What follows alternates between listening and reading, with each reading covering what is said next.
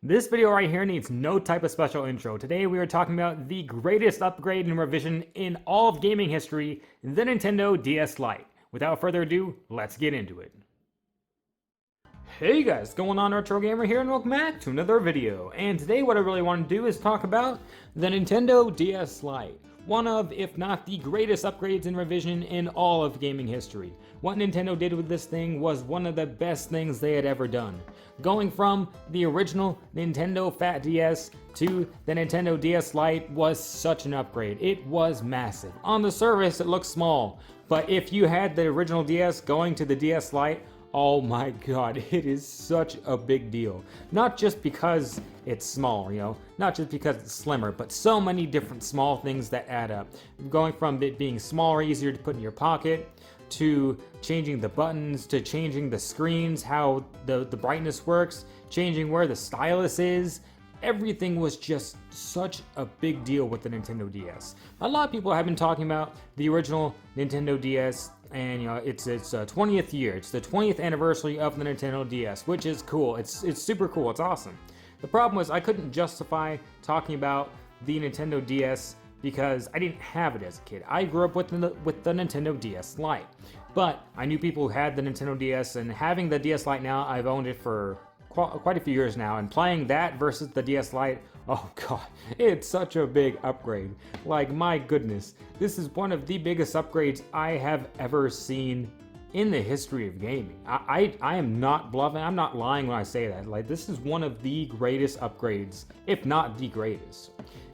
Going into the original DS versus the DS Lite, let's just talk a little bit about it. So if you turn on the original versus the DS Lite, one of the biggest things you're gonna see are the screen differences. So with the original, it did the same thing as the SP.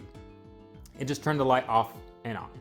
And it's okay, I guess. But this one, they did the same thing with the AGS 101 SP or the Micro, the Game Boy Micro. They put 4 levels of brightness on this thing. And not just that, but the screens on both of these are terrible. Absolutely terrible, especially the bottom. You can see how it's all grainy and weird.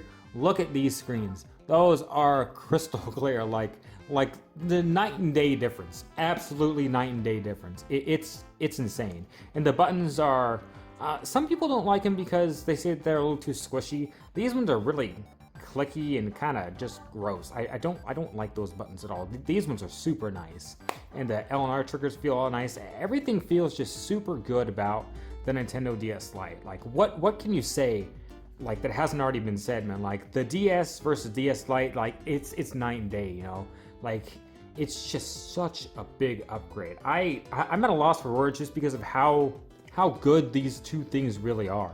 Honestly, like, it's just amazing. The upgrade that they went through on the DS versus DS Lite, it's just amazing. Simply amazing. And I don't want to ramble on too much about this. I don't want to make this just like a whole hour long or whatever. I already tried to record this and went for I don't know, it was like 8 or 9 minutes. Nah. This is all I wanted to say. I just really want to talk about the Nintendo DS Lite, one of the greatest, if not the greatest, revisions in the history of gaming, and that's just my hot take and thought on it. What are your thoughts on the Nintendo DS Lite? Did you have it as a kid? Did you have the original? Let me know in the comments below. But guys, this is RetroGamer. If you liked the video, please like, comment, and subscribe. And I'll see you guys back here with another review. See you guys then.